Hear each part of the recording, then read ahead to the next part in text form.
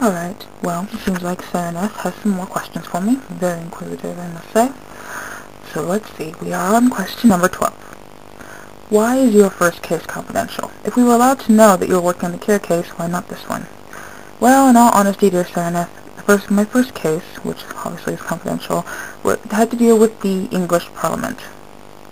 If you know anything about Parliament, anything said about them ends up being a scandal, and therefore that is really something I don't want to be involved in. So, there you go.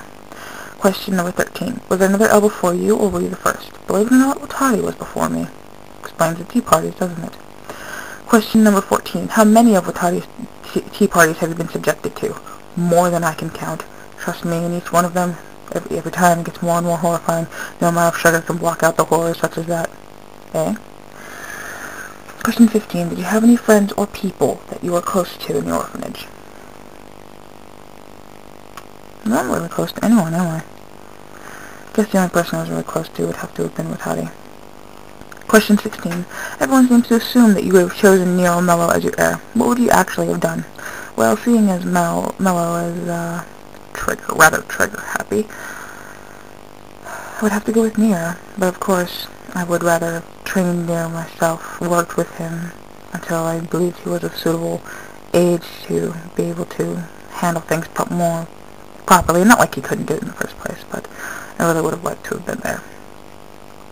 Question 17. Did you burn every photo of yourself like Neil and Mello did? If so, does it make you sad that you don't have any to look back at and remember? I have one. Of when I was 10. Really, honest to God, nothing has changed. Question 18. How did your parents die? And how old were you? I'm not sure how my parents died. I'm not even sure if they're really dead.